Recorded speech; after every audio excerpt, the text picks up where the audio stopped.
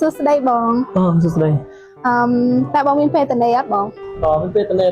មានអីមែនដោយសារតែខាងប្អូនណាចង់អញ្ជើញបងធ្វើជាភ្ញៀវកិត្តិយសក្នុងការធ្វើខុបខែណាបងមានអីបានដែរប៉ុន្តែគាត់ថាខ្ញុំវាអត់ទាន់ត្រៀមខ្លួនណាខ្ញុំមិនដឹងថា content ឬ concept ពុំដល់គេចង់ធ្វើនឹងបែបមិនអញ្ចឹងណាហើយបើធ្វើអញ្ចឹងត្រូវការពេលលុយអត់ត្រូវការពេលទេបងដោយសារតែខាងប្អូនណាចង់អញ្ជើញបងធ្វើជាភ្ញៀវកិត្តិយសក្នុងការធ្វើខុបខែនិងធ្វើ drink និងព្រមទាំងបង្ហាញពីចំណារអារម្មណ៍ក្រោយពេលដែលបងបានញ៉ាំហើយអញ្ចឹងណាបងអូខេអញ្ចឹងបងអញ្ជើញមកតាមខ្ញុំឥឡូវខ្ញុំបង្ហាញបងពីការធ្វើ Singapore Sling ណាបងមានពណ៌ក្រហមបែបនេះស៊ីនឹង background យើងឥឡូវយើងមាន Pineapple Juice Grenadine Cherry Brandy និង Gin Golden ឥឡូវចាប់ផ្ដើមធ្វើហ្មងណាបងពីដំបូងយើងចាក់ Pineapple Juice យើងដាក់ទឹកសេរ៉ូ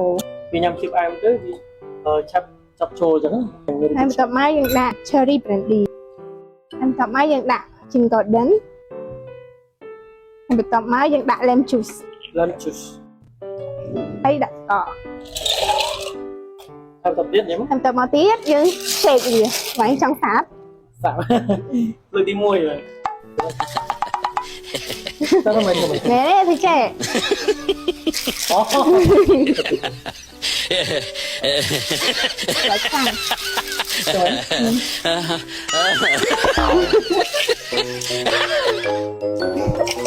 bạn sẽ chuyên nhóm chứ bạn thấy mày chạy cho kéo chạy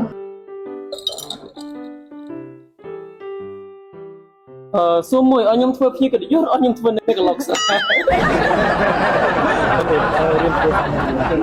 hãy dân đi cái xanh wow vâng chén luôn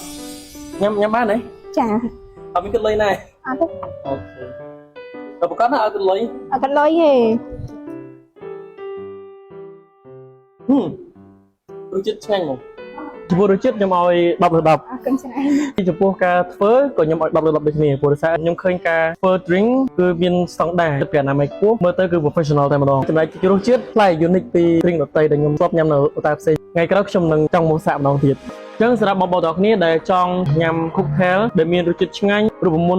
mấy hay nâng đôi chết lại unique và complex vào Vipler Hotel chẳng mà trong chút gì kia mà complex màu Vipler Hotel phòng này បងប្អូនទាំងអស់គ្នាសម្រាប់ការមើលវីដេអូនេះពីដើមរហូតដល់ចប់សូមបងប្អូនជួយចុច like share និង comment ដើម្បីទទួលបាន promotion ពិសេសពីខាង Vipler Hotel ផងដែរ